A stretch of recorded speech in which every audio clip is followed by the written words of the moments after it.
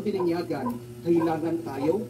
Ngayong araw nito mga lod guys, so umuwi pala kagabi ang aking bananas. So ayan mga lod guys, may dala siyang piyaya. So ayan yung pangalan, no. Ayan, galing Bacolod yan mga lod guys. So nakatikim na rin kami nakaraan yan mga lod guys. Galing din yun sa Iloilo. So bumili si Mr. Yan naman mga lod guys ay binigay lang din doon sa mall doon ng aking bananas. Nagpabili siya kaso lang binigay lang daw sa kanya yung mga lod guys.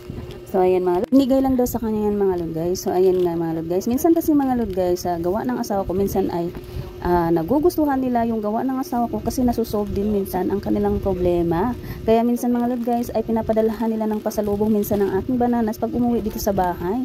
So 3 days lang pala siya doon sa Bacolod. So ayan mga lod guys ang biskotso. So masarap kaya yan mga lod guys. Sino na nakatikim ng ganyang pagkain galing Bacolod, Iloilo? Ayan yung mga dala ng aking mister. So ito masarap ito mga lod guys. Sa mga pagkakataon. Sayang biskotso mga lod guys. Yung laman ng biskotso. Daming laman. Thank you Bacolod. From Bacolod. Thank you Bacolod. So ayan pa mga lod guys, yan ay pinarisan namin ng kape at Milo. So masarap siya pang agahan mga lod guys. So doon pa sa Bacolod mga lod guys, ayan talaga yung best na mga pangpasalubong nila doon. So ayan na mga lod guys, ay bigay lang yan ng mall doon sa Bacolod na pinuntahan ng aking mister. Gusto sana bumili ni mister kaya lang binigay lang pala yan sa kanya. So thank you Bacolod. Sobrang appreciate namin yan. So ayan, pinarisan na nga namin ang kape ng aking mister. So first time pala ng aking mister na pumunta ng Bacolod mga lod guys. Yung napuntahan kasi ng aking mister mga lod guys ay Iloilo at Rojas ba yun?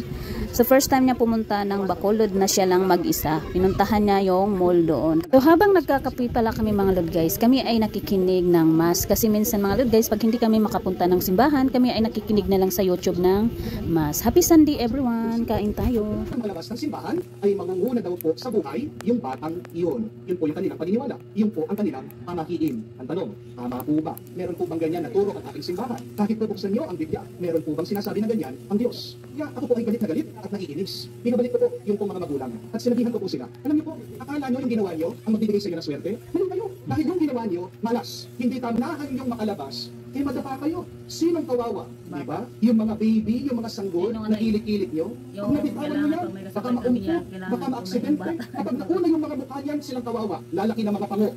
Sinong sisisihin nila? Diba kayo? Kayo mga magulang nila. Pero pangalawa, malas yan, mali yan, hindi tama yung ginagawa. Isipin nyo ito, ang unang-unang ginawa niyo, pagkatapos yung nakatanggap ng pagpapala, ng bendisyon, ng grasya, galing sa Diyos, ay lumalayo kayo sa Kanya.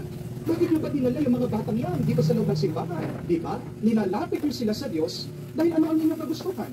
Gusto nyo silang makatanggap ng blessing. Gusto nyo silang bendisyonan ng Diyos. Ano ang mga Ano sinasabi nyo sa Diyos? Ano sinasabi nyo sa Panginoon? Hindi nyo siya kailangan. Parang pinapakita nyo sa Diyos na kinamumuhian nyo siya, na ano mo siya. Kaya sabi ko po, ito ang bagong pamahiin. Ito ang bagong tradisyon. Ito ang bagong paniwalaan nyo. Ha? Ang huling lumabas sa simbahan, siya ang swerte. Ang unang lumabas sa simbahan, siyang malas. Kasi, di ba? Pag malapit na malapit ka sa Diyos, pag nananatili ka sa Diyos, yan ang mas bless. Yan po ang antayan yung bawat isa. Ang unang lumabas, malas. Ang huling lumabas, siyang swerte, siyang pagpapalain ng Diyos. Alam niyo po kung ano nangyari? Wala nang gustong lumabas sa parokya, sa simbahan. Na problema naman po ako. Hindi ko po alam kung paano ko sila papalamasin. Pero, nakakalungkot na isipin. Ito lang po ang gusto kong ipaalala sa inyo. Tingnan niyo po yun. Ang unang ginawa pagkatapos ng binyan ay ang nilayuan mo ang nagbibigay ng pagpapala at grasya sa buhay mo. Mga kapatid, balikan niyo man po mismo yung ating sa Ebanghelyo. Pagkatapos ng ginawa ng ating Panginoon Jesucristo, ano ang kanyang ginawa? Diba? Sabi, nagdarasal siya. After Jesus has been baptized, he was praying to the Father. Yan din po, ang sa atin. Dito po tayo tinatawag ng Diyos, mga kapatid.